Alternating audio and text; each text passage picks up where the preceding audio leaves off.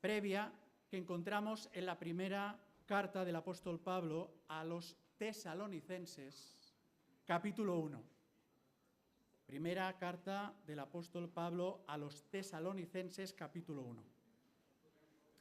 Pablo, Silvano y Timoteo, a la iglesia de los tesalonicenses, en Dios Padre y en el Señor Jesucristo. Gracia y paz sean a vosotros de Dios nuestro Padre y del Señor Jesucristo. Damos siempre gracias a Dios por todos vosotros y os tenemos presente en nuestras oraciones. Nos acordamos sin cesar delante de Dios nuestro Padre de los actos de vuestra fe, del trabajo fruto de vuestro amor y de vuestra constancia en la esperanza en nuestro Señor Jesucristo. Sabemos, hermanos amados de Dios, que Él os ha elegido, pues nuestro evangelio no llegó a vosotros en palabras solamente, sino también acompañado de poder, en el Espíritu Santo y con profunda convicción. Bien sabéis que cuando estuvimos entre vosotros, nuestro comportamiento fue para vuestro bien. Vosotros vinisteis a ser imitadores nuestros y del Señor, pues recibisteis la palabra con el gozo que da el Espíritu Santo, aun en medio de grandes dificultades. De esta manera habéis sido ejemplo a todos los creyentes de Macedonia y de Acaya. Partiendo de vosotros, la palabra del Señor ha sido divulgada no solo en Macedonia y Acaya, sino más allá. Vuestra fe en Dios se ha extendido por todas partes, de modo que nosotros no tenemos necesidad de hablar nada. Ellos mismos hablan de lo bien que nos recibisteis y cómo os convertisteis a Dios dejando los ídolos para servir al Dios vivo y verdadero, para esperar a aquel que viene de los cielos, a su Hijo, al que resucitó de los muertos, Jesús, quien nos libra del castigo venidero. Muy bien, pues hasta aquí la lectura de la palabra del Señor y ya, Cristina, adelante.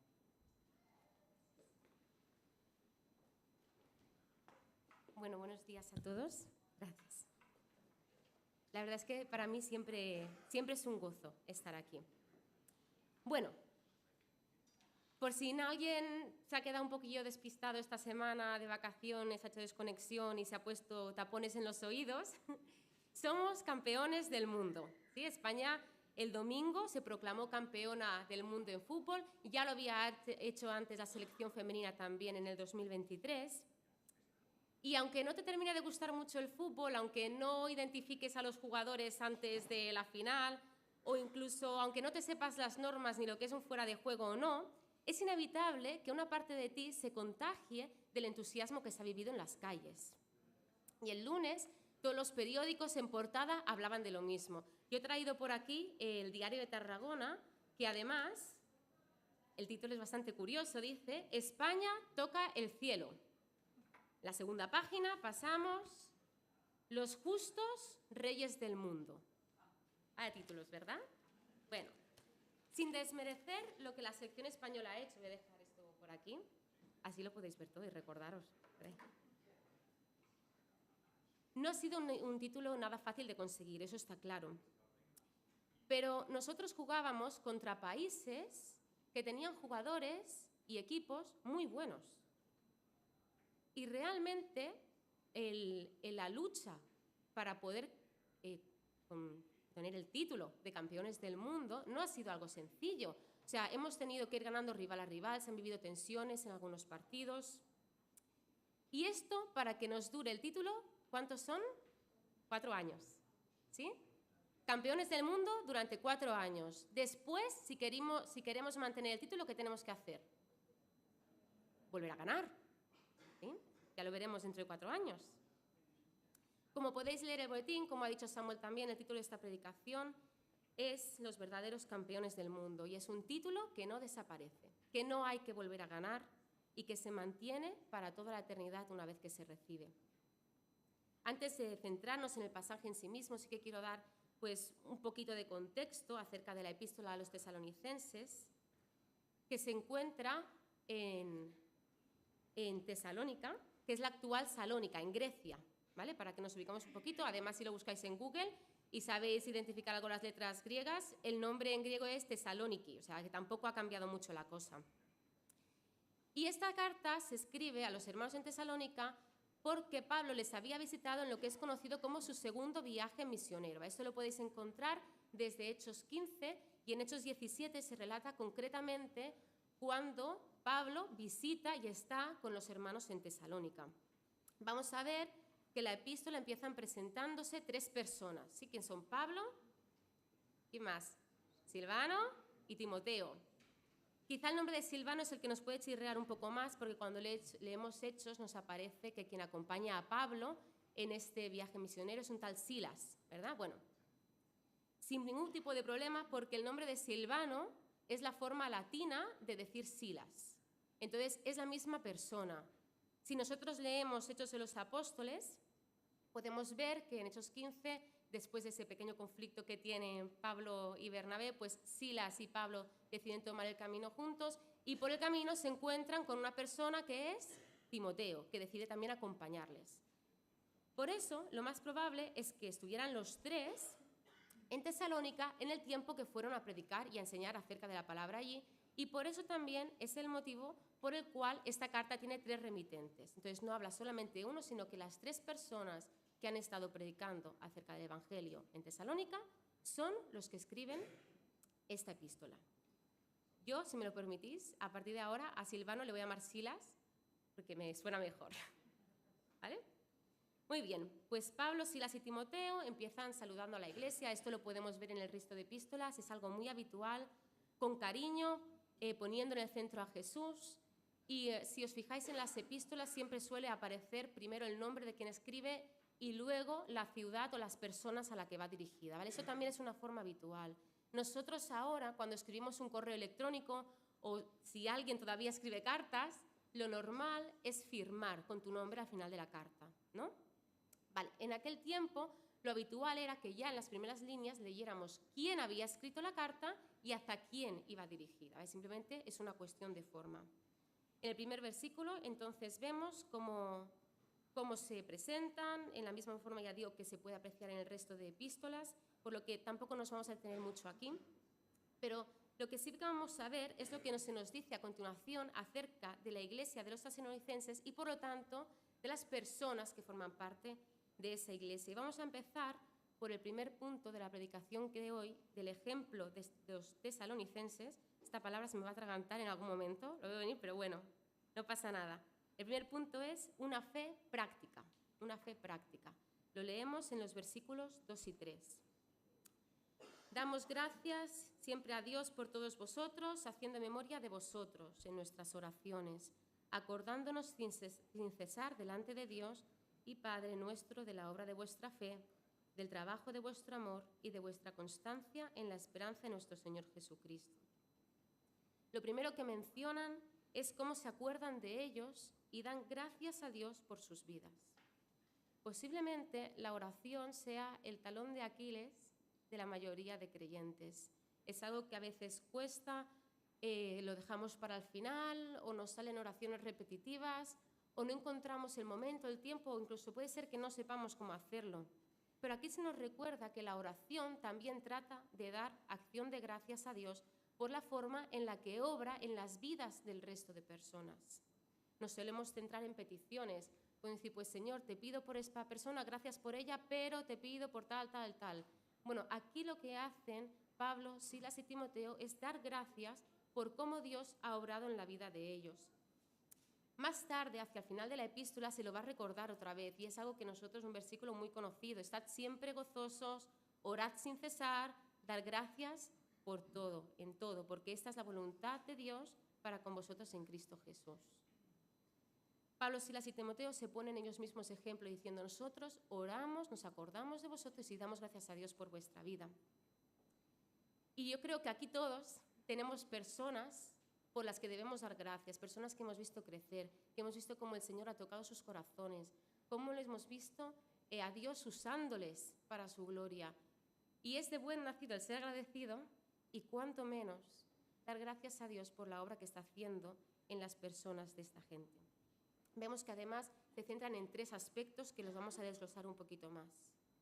La obra de su fe, el trabajo de su amor y la constancia en la esperanza. En primer lugar, menciona la obra de vuestra fe. la confianza en Dios. Pero si os fijáis, no solamente habla del conocimiento del Evangelio ni del conocimiento de la palabra, sino que está hablando de obras, de una convicción que no se queda en la teoría, sino que nos lleva a la práctica. Santiago ya lo dice en el segundo capítulo de su epístola, que las obras, o sea, que la fe sin las obras es muerta, no sirve de nada. ¿Por qué? Porque la fe debe llevarte necesariamente a la acción, al perdonar al que te ofende, a ayudar al necesitado, a cuidar al débil, a proclamar la buena noticia del Evangelio. Una fe que no nos lleva a la acción no sirve de nada. Es una fe muerta, como dice Santiago. Para poner un ejemplo práctico, hoy el tema va un poquito de fútbol. Si entra ahora por esta puerta que les he invitado yo, Messi o Cristiano Ronaldo, ¿sí? Aunque no sepáis en qué equipo juegan, porque yo tampoco tengo ni idea, pero aunque no lo sepáis, estoy seguro de que os echáis una foto con ellos, o le pedís un autógrafo, o como mínimo, al salir de la iglesia, le mandáis un WhatsApp a vuestros amigos y familiares para contarles lo que ha pasado. ¿O no? ¿Quién se quedaría para ellos que alguien, una persona importante, conocida, viniera aquí? Yo creo que nadie. ¿Qué pasa cuando nosotros conocemos al Rey de Reyes y Señor de Señores? Hemos conocido a Jesús. Además, lo hemos reconocido como nuestro Salvador. Él ha venido en nuestras vidas, ha transformado nuestra vida, no solamente lo hemos saludado por la calle, no solamente nos hemos echado una foto con Él, sino que hemos iniciado una relación personal con el Rey de Reyes. Y a veces nos lo quedamos para nosotros. La fe de los tesalonicenses no era algo que se quedara en la intimidad, no era algo que se quedara en el ámbito personal, sino que les llevaba a la acción y entre ellas a proclamar que Dios había actuado en sus vidas y que Jesús les había salvado. Y no se trata de dar la tabarra, sino de ser capaces de hablar con convicción y de que cuando surge la oportunidad decir, oye, ¿tú sabes que yo conozco al Rey de este mundo? El segundo aspecto que destaca de los tesalonicenses es el trabajo de su amor. Amar no solamente a los que nos caen bien, amar no solamente a nuestros hermanos, a nuestra familia, incluso al primo pesado, no. Se trata de amar a todo el mundo, incluso a nuestros enemigos. Los tesalonicenses tampoco tenían una vida sencilla, ni te había sido fácil el haber predicado acerca del Evangelio. Lo podéis leer en vuestras casas en Hechos 17, versículos del 5 al 9, donde allí vemos como un grupo de judíos que no creían y que además estaban celosos de lo que estaban viendo que pasaba en la vida de aquellos que creían, organizan una turba para que haya disturbios dentro de la ciudad y así conseguir echar a Pablo, a Silas y a todo el elenco, pero además es que meten en la cárcel a algunos de los creyentes. Al final consiguen sacarlos obteniendo la fianza, pero para los tesalonicenses el trabajo de su amor seguramente también implicaba perdonar, amar a aquellos que habían conseguido meterles en la cárcel. Seguramente implicaba perdonar, incluso de vez en cuando, si surgía la oportunidad, poder hablar del Evangelio a aquellas personas que habían montado disturbios y que habían sacado de la ciudad a quienes les estaban contando la mejor noticia que habían escuchado en su vida. Cuando eres consciente del amor que Dios tiene por ti, cuando eres consciente de cómo Jesús ha muerto en tu lugar, de cómo te ha salvado a pesar de que tú no eres perfecto, si nosotros contamos las veces que le hemos fallado a Dios, perdonar al otro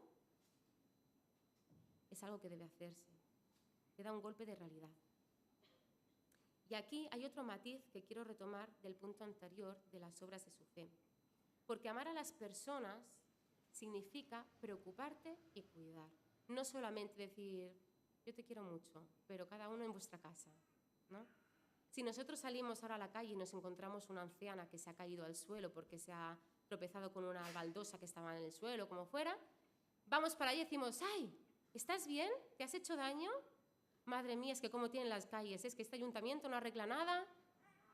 Bueno, no te preocupes que yo oraré por ti, cualquier cosa me avisas. Y yo me voy, pero la dejo en el suelo, no le ayudo a levantarse, ¿Realmente la estoy amando? ¿Me estoy preocupando por cómo esté?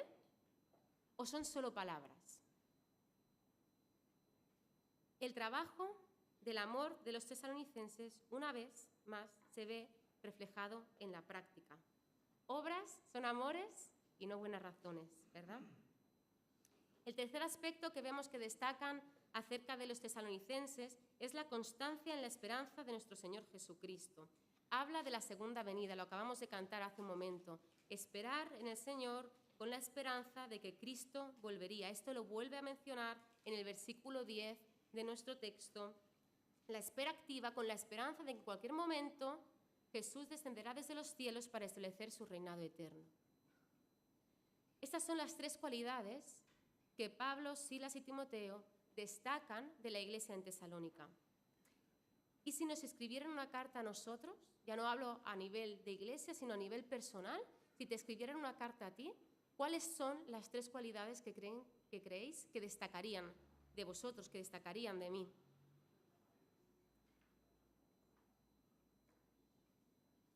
La fe, la esperanza y el amor. Fe, esperanza y amor. Estas son las tres cualidades que destacan. Tres cualidades que Pablo volvería a destacar cuando escribe la epístola primera de los Corintios 13, un texto muy conocido. Y ahora permanecen la fe, la esperanza y el amor. Estos tres, pero el mayor de ellos, el amor. Estas son las cualidades que nos definen. Nos seguimos avanzando en nuestro pasaje, pasamos a los versículos del 4 al 7. Esto nos lleva al segundo punto que vemos en los tesalonicenses, que es unos corazones transformados. Porque conocemos, hermanos amados de Dios, vuestra elección, pues nuestro evangelio no llegó a vosotros en palabras solamente, sino también en poder, en el Espíritu Santo y en plena certidumbre, como bien sabéis, cuáles fuimos vosotros por amor de vosotros. Y vosotros vinisteis a ser imitadores de nosotros y del Señor, recibiendo la palabra en medio de gran tribulación con gozo del Espíritu Santo, de tal manera que habéis sido ejemplo a todos los de Macedonia y de Acaya que han creído. No solamente escuchan la palabra de Dios, sino que la reciben y al hacerlo cambia sus vidas. Una transformación que surge del corazón por el poder del Espíritu Santo. Y además que lo hicieron en tiempos de tribulación, en tiempos donde había conflictos, donde había dificultades. No esperaron a un momento ideal. No dijeron, bueno, ahora no estoy en esa etapa de la vida, ya más adelante, cuando yo crea que se acerca más el final, pues tomaré esa decisión, sino que escucharon el mensaje y decidieron que esto era demasiado importante para dejarlo pasar, por lo que recibieron el mensaje del Evangelio en su corazón, aceptando a Jesús como su Salvador y siendo transformados por el Espíritu Santo. Como sabéis, actualmente en bastantes puntos de la Comunidad de Madrid, pero de toda España, está habiendo muchos incendios y la policía lo que está intentando es desalojar a la gente de las zonas afectadas. A veces corriendo, porque el fuego está muy cerca. Imagínate que el fuego está encima, entra la policía a buscar a la persona que está en la casa para decirle que salga corriendo y su respuesta es, ya voy. Espérate que saque las lentejas, las meto en un tupper y así tenemos cena, me los llevo. Va a otra casa y dice, vale, pero es que acabo de sacar la ropa de la secadora y si no la doblo ya, se arruga y es mucho trabajo. Espérate que la doblo un momentito, 5 minutos y ya voy. O el otro que está jugando en una partida del Roblox y no la quiere parar ahora. Vale, esto parece absurdo.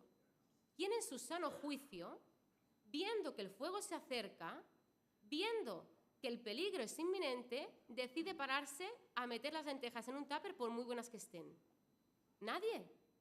Pero en cambio, cuando se trata del mensaje del Evangelio, cuando se trata de escuchar lo que dice la palabra de Dios, a veces ponemos excusas. Mira, si tú quieres saber cuál es el momento perfecto para recibir a Cristo en tu corazón, si tú quieres saber cuál es el momento ideal para reconocer al Señor como tu Salvador, es hoy, ahora y aquí. Y eso se aplica a cualquier persona, en cualquier lugar, en cualquier momento. Hoy, ahora y aquí. El mensaje del Evangelio no se trata de algo que podamos dejar para más tarde, y los tesalonicenses lo comprendieron. Ellos vieron cuál era la urgencia, y no porque su muerte estuviera inminente, no porque supieran que dentro de poco les iba a pasar, que esto no se nos menciona nada, sino porque entendieron cuál era su condición como pecadores y la necesidad que tenían de Salvador, y reconocieron que Jesús era el único y verdadero Dios, el único y verdadero Salvador. Quizá tú has reconocido al Señor ya, quizá eres salvo, quizá pues tú te dices que eres cristiano o eres cristiano de corazón, pero tampoco dejamos a veces al Señor que ocupe o que controle todo el ámbito de mi vida, ¿no? Y ponemos excusas también y digo, Señor, yo te amo y estaré gozoso de servirte en todos los aspectos de mi vida, pero cuando el camión que está adelantando 82 kilómetros por hora al que va a 81 kilómetros por hora, lo pase. Ahora déjame que me desahogue un poco, ¿no? Señor, yo de verdad que te amo y voy a seguir tu camino, pero cuando termino los estudios, porque hay una asignatura que me va un poco mal, entonces, si me puedo copiar, yo sé que está mal, pero si me puedo copiar un poco, solo un poco, para probar, ya luego de eso te voy a servir. O cuando, yo qué sé, me cambien de trabajo, cuando termine el mundial, que tenemos que decir lo que alguna persona pues quizá se ha exaltado de más, ¿no? Cuando termine el mundial yo volveré a ser un creyente como debe ser. Ponemos excusas, podemos buscar la que queramos, podemos todas las excusas que queramos, pero la realidad sigue siendo la misma. Y el ejemplo absurdo de esperarnos a que pase lo que nosotros queremos hacer para aceptar al Señor sigue siendo igual de absurdo. Que el Señor sea nuestro Salvador, que el Señor sea nuestro Rey, lo hemos cantado y lo decimos, no implica que solo sea de una parte de nuestra vida, sino que debe de serlo de todo. Ellos recibir la palabra de Dios con el poder del Espíritu Santo sin condiciones. Y esto a veces no es fácil. Además, Pablo, Silas y Timoteo afirman que el mensaje que les llegó a los tesalonicenses era un mensaje fiel, claro a la verdad, sin edulcorar, sin añadir florituras, sin condiciones de salvación. Lo vimos hace 2 domingos con Óscar, que hablaba de la diferencia entre revolución y transformación. No se trata de un evangelio condicional, lo vemos también actualmente con el evangelio de la prosperidad o con otras clases de evangelios que se van proclamando por ahí, que se apartan de lo que es el centro del mensaje del evangelio. A veces se omiten partes o se pone todo como muy bonito, todo flores y violas, una vez tú te conviertes. No se trata de eso, porque lo que nosotros podemos decir no se trata de convencer al otro de que reciba a Cristo. Se trata de que el mensaje del evangelio llegue claro y que esa persona puede ser transformada por el poder de su palabra, por el Espíritu Santo, no por nosotros, no por conveniencia, no porque si tú te acercas al Señor, entonces Dios dentro de 10 años te va a hacer millonario. ¿Qué estamos hablando aquí? ¿Qué es lo que estamos prometiendo? ¿Algo de lo que Jesús no nos habla? Millonario en el cielo, ¿no? Pero aquí, no. Pablo, Silas y Timoteo afirman que el mensaje ha llegado fiel, que lo han predicado como ellos lo han visto, lo han vivido y se les ha enseñado. Que esto ha sido la palabra lo que ha transformado los corazones. Ha sido el evangelio, no ellos. Y también afirma que los tesalonicenses han hecho lo mismo. No se han inventado cosas, no han añadido, han sabido transmitir el mensaje del evangelio al resto de personas tal y como ellos lo recibieron. Y su transformación fue tal que no pasó por alto, sino que la noticia de lo que había pasado en Tesalónica se extendió como la pólvora, como un rumor, como un cotilleo, ¿no? Podemos decirlo, hasta las ciudades de Macedonia y Acaya. Y esto nos lleva al tercer punto, a la tercera cosa que podemos aprender de la iglesia de los tesalonicenses, y es una fe que se extiende, una fe que se extiende. Versículos 8 al 10.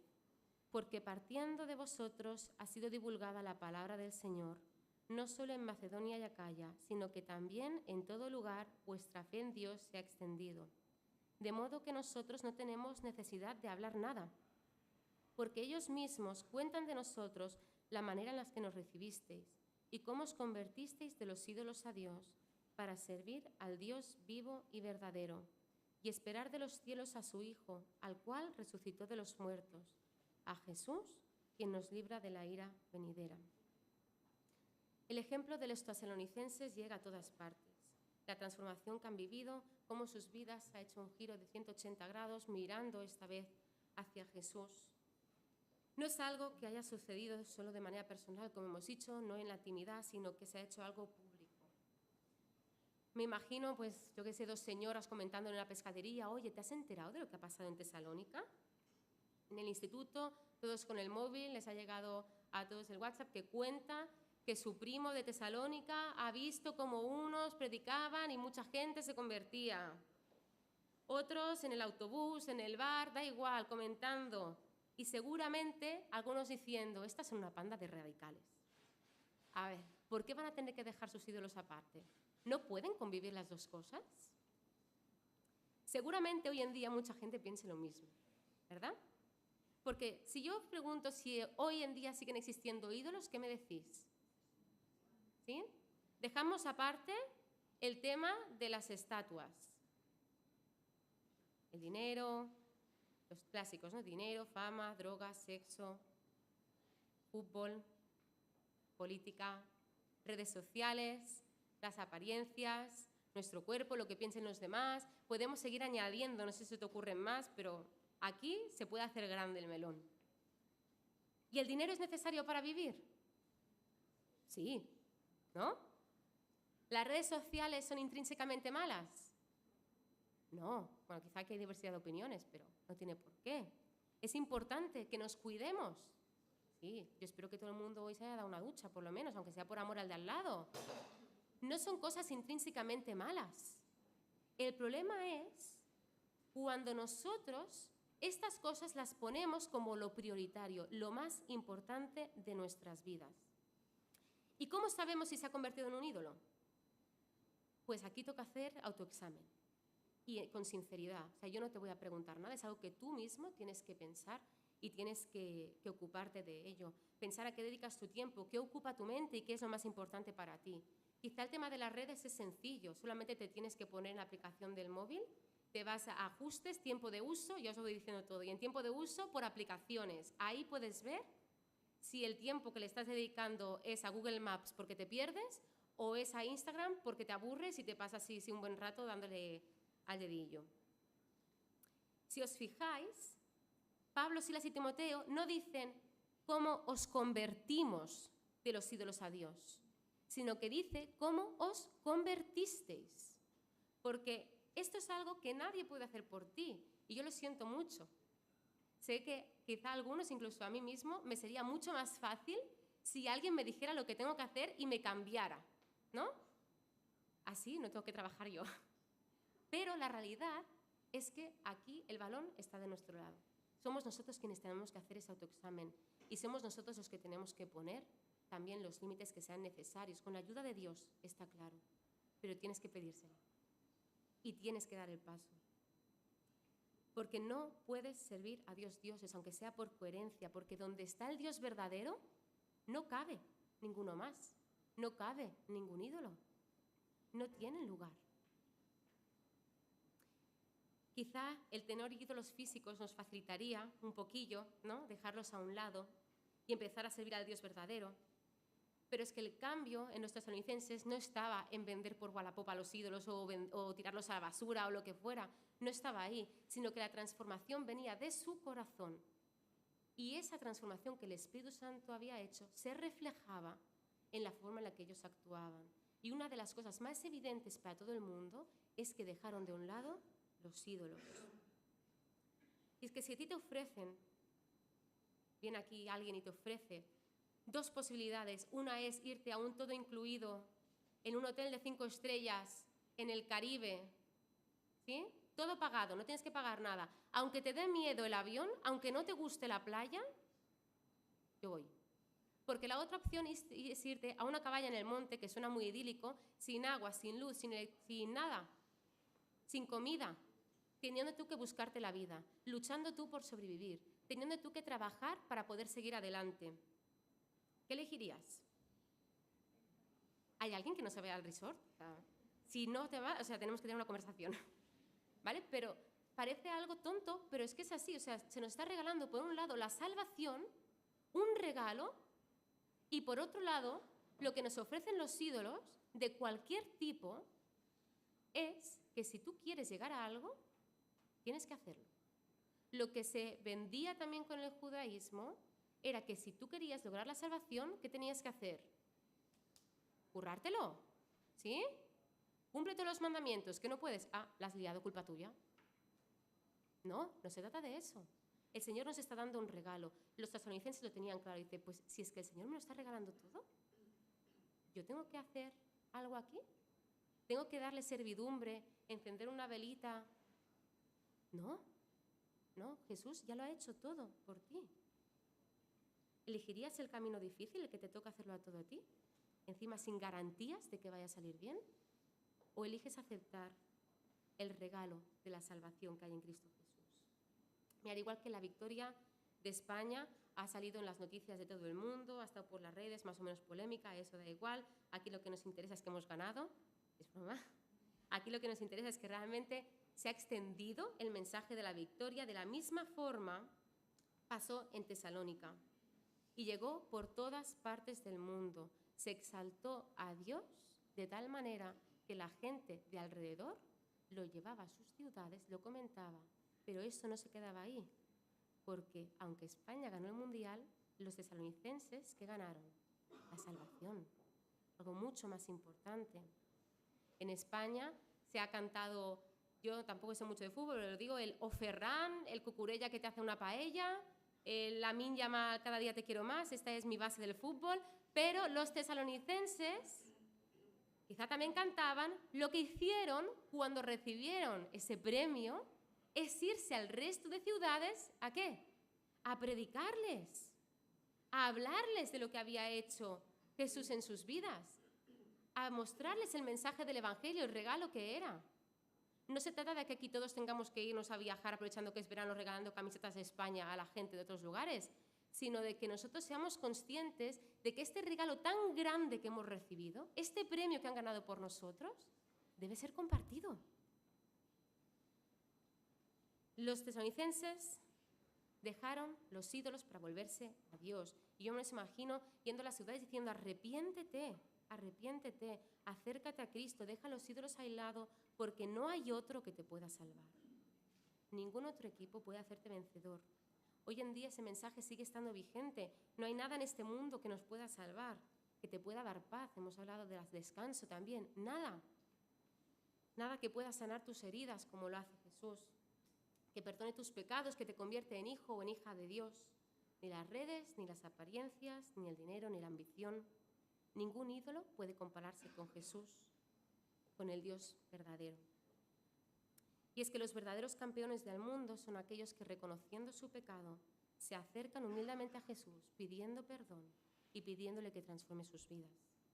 Y como sucede en el campo de fútbol, que son 25 jugadores de la selección los que juegan el partido entre idas y venidas hasta llegar a la gran final, este domingo pasado lo pudimos ver. De la misma forma, aquí nosotros ganamos la partida, ganamos el premio, el partido contra la muerte, no por lo que nosotros podamos hacer, sino porque Cristo ya lo hizo por nosotros. Él es quien juega el partido en nuestro lugar. Él es quien nos representa delante de Dios. Él es quien se hizo hombre, cargó nuestros pecados, murió en nuestro lugar, resucitó al tercer día y ascendió hasta los cielos con la promesa de que Él volvería. Y vuelvo a decir, si estás pensando cuál es el momento ideal, cuál es el lugar ideal para poder aceptar a Jesús en tu corazón, es hoy, ahora y aquí. El partido más decisivo que se ha librado nunca y el desenlace más glorioso no fue el del domingo pasado. Fue el que inició en un pesebre, pasó en una cruz y terminó con una tumba abierta. Que el Señor os bendiga.